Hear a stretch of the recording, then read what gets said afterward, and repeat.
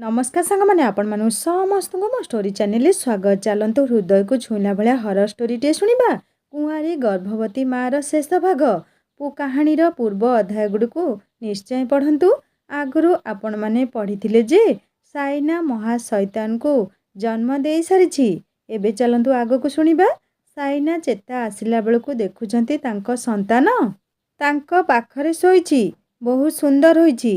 साइना किछि समय आगरू घटिथिबा कथा को भाबुछंती जे सतरे कौन से सबु तांको सह घटिछि। इते सुंदर छुआटी कौन ए दुनिया को ध्वंस करिया पय आसीछि। सतरे कौन ए हेउछि महाशैतान। प्रमिला आसी कहिले देख आम जीतू फेरी आसीछि। हेले 7 मासरे जन्म होई मध्य से संपूर्ण सुस्थ और सबल। साइना मध्य छुआटी को देखि तांको मनरे से छुआ पई मातृत्व भावना सृष्टि हैला। से भी छुआटी को आउंसी देले। साइना बहु दुर्बल हो जाइथिले तेणु से निस्तेज होई सोईगले। किछि दिन धरी छुआ पाखरे से किछि भी शैतान लक्षण न देखि साइना मने मने भाबिले बोधे छुआ शैतान होई जन्म ही नहीं।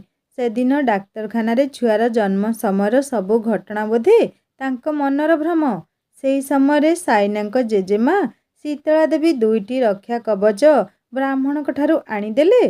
से साइनांको हाथ रे बांधी देले। आउ गोटे से साइनांको पुओ मोहन हाथ रे बांधिबा पई कहिले।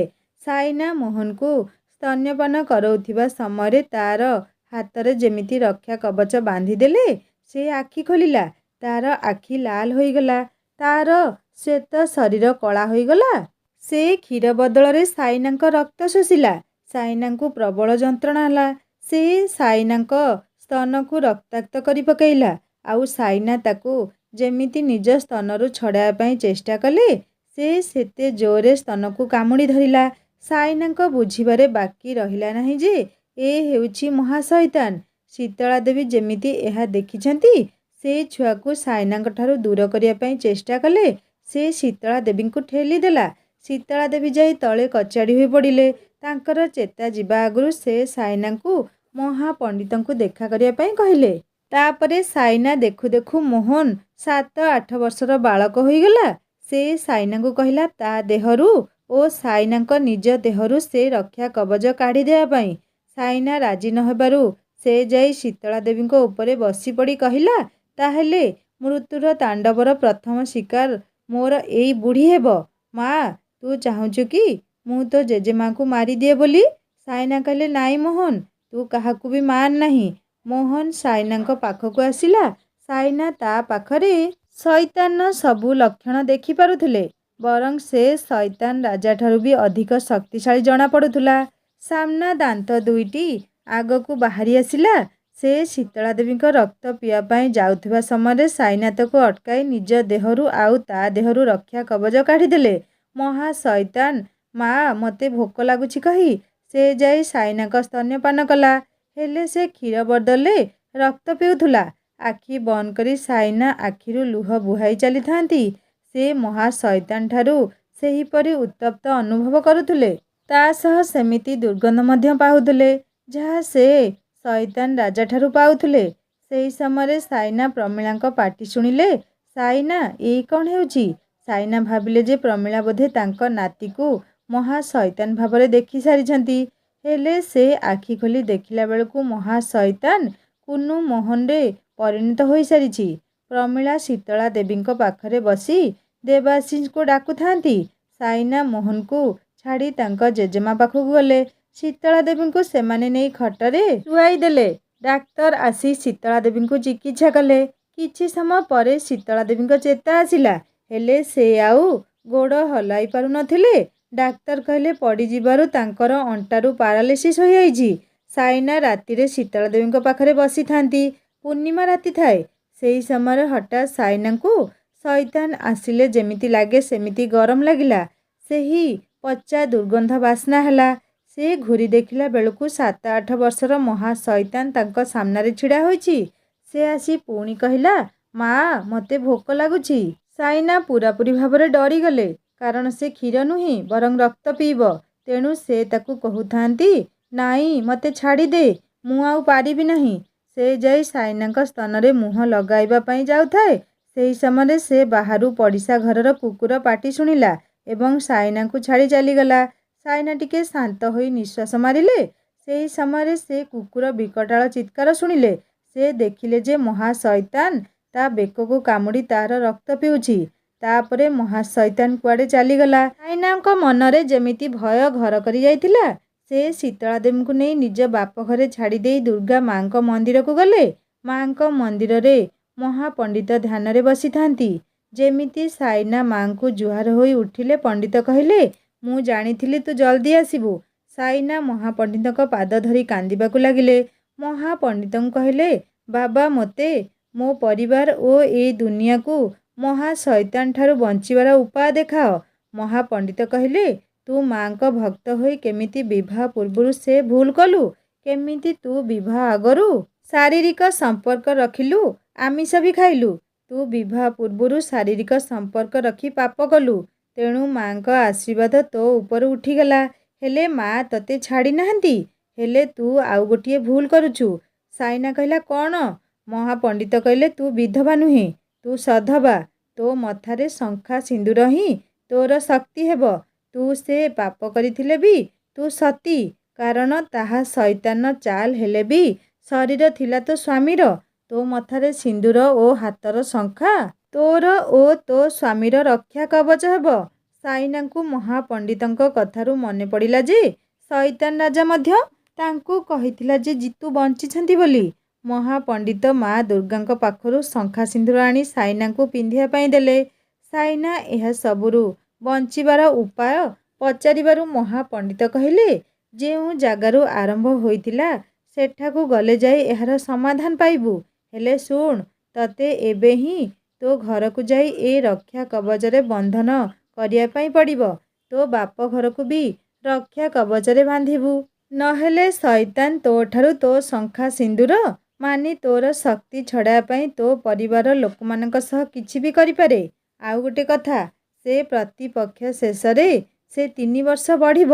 ଆଉ ତା ଶରୀର ଯେତେବେଳେ ଯୁବକର ଶରୀର ହୋଇଯିବ, ସେ ମୃତ୍ୟୁର ପ୍ରଳୟ ଆଣିବ। ସେ ତୋ ପରି ବହୁ ସ୍ତ୍ରୀ ଲୋକଙ୍କୁ ଗର୍ଭବତୀ କରି ଶୈତାନମାନଙ୍କୁ ଏଇ ଦୁନିଆକୁ ଆଣିବ। ଆଉ ଏଇ ଦୁନିଆରେ ମୃତ୍ୟୁର ତାଣ୍ଡବ ଲୀଳା ହେବ।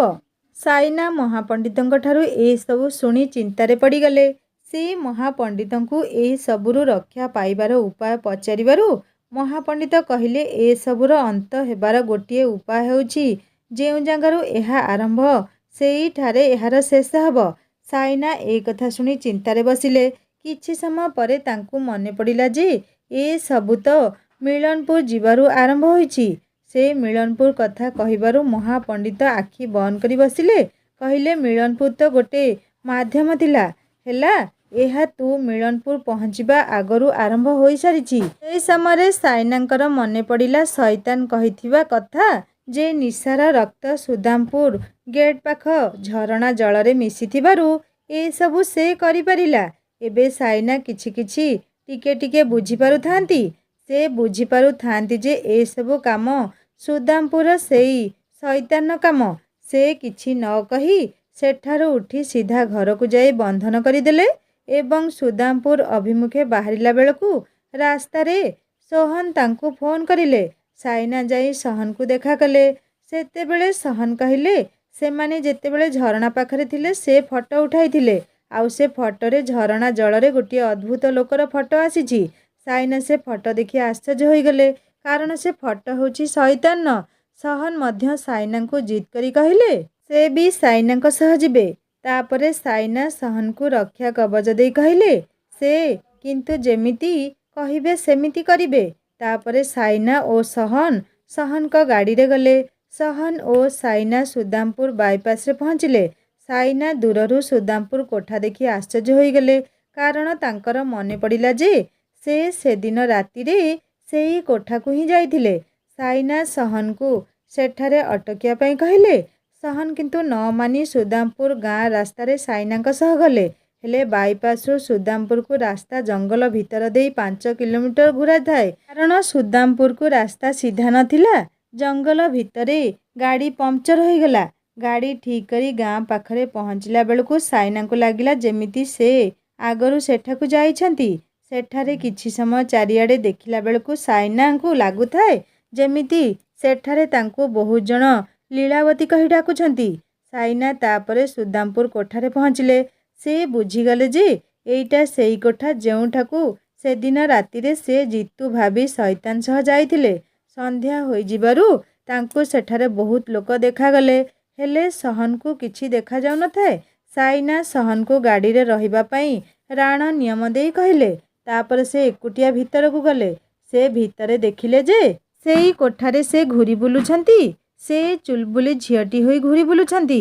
ତାଙ୍କୁ ସମସ୍ତେ ଲୀଳାବତୀ ବୋଲି ଡାକୁଛନ୍ତି। ଲୀଳାବତୀ ସେ କୋଠାରେ କାମ କରୁଥିବା ଶର୍ମିଳାଙ୍କ ଝିଅ। ସୁଦାମ ଛୋଟରାୟଙ୍କ ସ୍ତ୍ରୀଙ୍କ ପ୍ରତିମାଙ୍କ ଗୋଟିଏ 5 ବର୍ଷର ପୁଅ ଥିଲା। ହେଲେ ଦିନେ ହଠାତ୍ ତାର ମର୍ମାନ୍ତକ ହତ୍ୟା ହେଲା। ଦେଖିଲା ବେଳକୁ ତାକୁ ଲାଗୁଥିଲା ଯେମିତି ତାକୁ ବଳି ପକା ହୋଇଛି। ଏ କଥା ପ୍ରତିମା ସହଜରେ ସ୍ୱୀକାର କରିପାରୁନଥିଲେ। ସେ ନିଜକୁ ଶେଷ କରିଦେବା ପାଇଁ ଚେଷ୍ଟା କରୁଥିଲେ। ହେଲେ ସେହି ସମୟରେ ଜଣେ ତାନ୍ତ୍ରିକ ସେଠାକୁ ଆସିଲେ ଏବଂ କହିଲେ ସୁଦାମ ଛୋଟରାୟଙ୍କ ସନ୍ତାନ ରୂପେ ତାଙ୍କର ମୃତ ପୁଅ ଏ ଦୁନିଆକୁ ଆସିବ। ଏ କଥା ଶୁଣି ସବୁ ଖୁସି ହୋଇଗଲେ। ହେଲେ ତାନ୍ତ୍ରିକଙ୍କ ସର୍ତ୍ତ ଥିଲା ଯେ ସେ ସନ୍ତାନ ପ୍ରତିମାଙ୍କ ଗର୍ଭରୁ ନୁହେଁ, ବରଂ ଆଉ କାହା ଗର୍ଭରୁ ଆସିବ, ଯିଏକି ତାନ୍ତ୍ରିକ କହିବା ତିଥିରେ ଜନ୍ମ ହୋଇଥିବ। ଏ ବିଷୟରେ କେବଳ ପ୍ରତିମା ଓ ସୁଦାମ ଛୋଟରାୟ ଜାଣିଥିଲେ। ସେପଟେ ଲୀଳାବତୀ ରାଜୁଙ୍କୁ ଭଲ ପାଉଥିଲେ। ସେତେବେଳର ରାଜୁ ଆଉ କେହି ନୁହନ୍ତି। ସେ ହେଉଛନ୍ତି ଏ ଜନ୍ମରେ ଜିତୁ, ଆଉ ପ୍ରତିମା ହେଉଛନ୍ତି ଏ ଜନ୍ମରେ ନିଶା, ଆଉ ସୁଦାମ ଛୋଟରାୟ ହେଉଛନ୍ତି ଶୈତାନମାନଙ୍କ ରାଜା।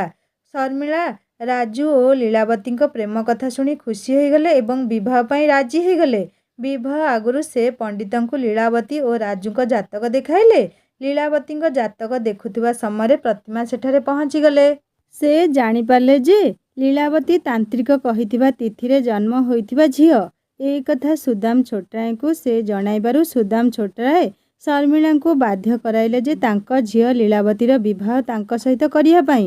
ଶେଷରେ ସେ ରାଜୁକୁ ମାରିଦେବା ଧମକ ଦେଇ ଲୀଳାବତୀକୁ ବିବାହ କଲେ। ରାଜୁ ସୁଦାମ ଛୋଟରାୟଙ୍କ କଏଦରେ ଥାନ୍ତି। ରାଜୁଙ୍କୁ ବଞ୍ଚାଇ ରଖିବା ପାଇଁ ଲୀଳାବତୀ ସେ ସବୁ କରୁଥିଲେ ଯାହା ସୁଦାମ ଛୋଟରାୟ କହୁଥିଲେ।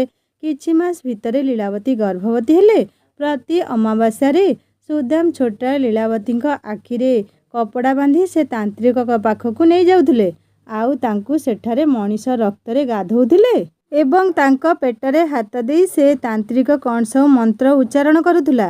ଲୀଳାବତୀ ଆଖି ବନ୍ଦ ଥିବାରୁ ସେ ଜାଣିପାରୁନଥିଲେ ଯେ ସେଠାରେ ମଣିଷ ବଳି ଦେଇ ତା ରକ୍ତରେ ତାଙ୍କୁ ଗାଧେଇ ଦେଉଛନ୍ତି ବୋଲି, ଆଉ ସେମାନେ ଶୈତାନ ପୂଜାରୀ ବୋଲି। ଲୀଳାବତୀଙ୍କର 5 ମାସର ଗର୍ଭ ହୋଇଯାଇଥାଏ।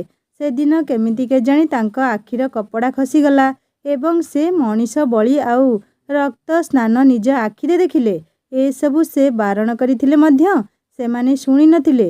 ତାପରେ ଦିନେ ପ୍ରତିମା ଜାଣିବା ପାଇଁ ପାଇଲେ ଯେ ତାଙ୍କ ସ୍ୱାମୀ ସୁଦାମ ଛୋଟରାୟ ଓ ସେ ତାନ୍ତ୍ରିକ ଦୁହେଁ ମିଶି ତାଙ୍କ ପୁଅର ବଳି ପକାଇଛନ୍ତି। ମାନେ ତାଙ୍କ ପୁଅ ନୁହେଁ ବରଂ ମହାଶୈତାନକୁ ଏ ଧରାପୃଷ୍ଠକୁ ଆଣିବା ପାଇଁ ଯାଉଛନ୍ତି। ସେମାନେ ରାଜୁଙ୍କର ମଧ୍ୟ ବଳି ପକାଇଛନ୍ତି। ପ୍ରତିମା ସୁଦାମ ଛୋଟରାୟଙ୍କ ଓ ତାନ୍ତ୍ରିକର ମନ୍ଦ ଉଦ୍ଦେଶ୍ୟ ପୂରଣ ନ ହେବା ପାଇଁ ସିଧା ଯାଇ ଏ ବିଷୟରେ ଲୀଳାବତୀଙ୍କୁ ସବୁ କହିଲେ। ଲୀଳାବତୀ ତା ପର ଅମାବାସ୍ୟା ତିଥିରେ ସୁଦାମ ଛୋଟରାୟଙ୍କୁ କହିଲେ ଆଖିରେ ପଟି ନ ବାନ୍ଧି ସେମିତି ନେଇଯିବା ପାଇଁ। ତାନ୍ତ୍ରିକ ଯେମିତି ଗୋଟିଏ ମଣିଷକୁ ଅଚେତ କରି ବଳି ଦେବା ପାଇଁ ଯାଉଥାଏ, ଲୀଳାବତୀ ତାନ୍ତ୍ରିକକୁ ପଛପଟରୁ ହତ୍ୟା କଲେ।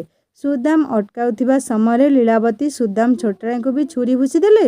ସୁଦାମ ଛୋଟରାୟ ମଧ୍ୟ ଲୀଳାବତୀକୁ ଠେଲିଦେଲେ। ଲୀଳାବତୀଙ୍କ ପେଟରେ ମାଡ଼ ହେବାରୁ ସେ ମୃତ୍ୟୁବରଣ କଲେ। ସୁଦାମ ମଧ୍ୟ ମରିଗଲେ। ସୁଦାମ ଶୈତାନ ପୂଜାରୀ ହୋଇଥିବାରୁ ସେ ଶୈତାନ ହୋଇଗଲେ। ଆଉ ତାପରେ ଶୈତାନ ଗାଁର ସମସ୍ତଙ୍କୁ ଧୀରେ ଧୀରେ ବଳି ପକାଇ ଶେଷରେ ଶୈତାନ ରାଜା ହୋଇଗଲା। ଶୈତାନ ପାଖାପାଖି 100 ବର୍ଷ ଅପେକ୍ଷା କଲା ପରେ ସେ ଜିତୁ ଓ ସାଇନା ଭାବରେ ରାଜୁ ଓ ଲୀଳାବତୀଙ୍କୁ ପାଇଲା। ଯେଉଁ କାମ ସେଦିନ ଲୀଳାବତୀ କରାଇବା ପାଇଁ ଦେଇନଥିଲେ, ଏ ବର୍ଷ ସେ ସେଇ କାମ ଅର୍ଥାତ୍ ମହାଶୈତାନକୁ ସାଇନାଙ୍କ ଦ୍ୱାରା ଏ ଧରାପୃଷ୍ଠକୁ ଆଣିଲା। ଏସବୁ ସିନେମା ପରି ସାଇନାଙ୍କ ଆଖି ଆଗରେ ନାଚି ଉଠୁଥାଏ। କିଛି ବାଟ ଆଗକୁ ଯିବା ପରେ ସାଇନା ଦେଖିଲେ ଗୋଟିଏ ଅନ୍ଧାର ରୁମ୍ ଭିତରେ ଜିତୁ ଓ ନିଶାଙ୍କୁ ବନ୍ଧା ହୋଇ ରଖାହେଇଛି। ଠିକ୍ ସେହି ସମୟରେ ସାଇନା ପୁଣି ଶୈତାନ ଆସିବା ସମୟରେ ଯାହା ଅନୁଭବ କରନ୍ତି ସେଇଆ ଅନୁଭବ କଲେ। ପଛକୁ ଘୁରି ଦେଖିଲା ବେଳକୁ ମହାଶୈତାନ ଆଉ ଶୈତାନ ଛିଡ଼ା ହୋଇଛନ୍ତି। ମହାଶୈତାନ ହାତ ବଢ଼ାଇ କହିଲା, ମା ମୋତେ ତୋ ପାଖକୁ ନେ। ଏତିକି ଶୁଣି ସାଇନା ଚିତ୍କାର କରି ଅଚେତ ହୋଇଗଲେ। ସାଇନାଙ୍କ ଚିତ୍କାର ଶୁଣି ସହନ ସେ କୋଠା ଭିତରକୁ ଯାଇ ଦେଖିଲେ ଚାରିଆଡ଼ ଅନ୍ଧାର। ସହନ ମୋବାଇଲ ଆଲୁଅରେ ସାଇନାଙ୍କୁ ଖୋଜି ପାଇଲେ। ସେ ସେଠାରେ ଆଉ କାହାକୁ ଦେଖିବା ପାଇଁ ନ ପାଇ ସାଇନାଙ୍କୁ ନେଇ ଚାଲି ଆସିଲେ ବାହାରକୁ। ତାପରେ ସାଇନାଙ୍କୁ ଅଧା ରାସ୍ତାରେ ଚେତା ଆସିଲା। ସେ ମହାପଣ୍ଡିତଙ୍କ ପାଖକୁ ଯିବ ବୋଲି ସହନକୁ କହିଲେ। ସେ ମନ୍ଦିର ଯାଇ ପହଞ୍ଚିଲା ବେଳକୁ ମହାପଣ୍ଡିତ ତୀର୍ଥରେ ବାହାରି ଯାଇଥାନ୍ତି। ଶେଷରେ କେମିତି ସେ ଜିତୁ ଓ ନିଶାକୁ ବଞ୍ଚାଇବେ ଏ କଥା ଭାବୁ ଭାବୁ ସେ ନିଜ ଘରକୁ ଗଲେ। ଘରେ ପହଞ୍ଚିଲା ବେଳକୁ ସେ ଦେଖୁଛନ୍ତି ମହାଶୈତାନ କୁନି ମୋହନ ଭାବେ ଘର ଦ୍ୱାର ପାଖରେ ଅଛି। ସେ ତାର କାନ୍ଦ ଦ୍ୱାରା ସମସ୍ତଙ୍କୁ ସମ୍ମୋହିତ କରିସାରିଥାଏ। ସମସ୍ତେ ସାଇନାଙ୍କୁ ମୋହନକୁ ଆଣିବା ପାଇଁ କହୁଥାନ୍ତି।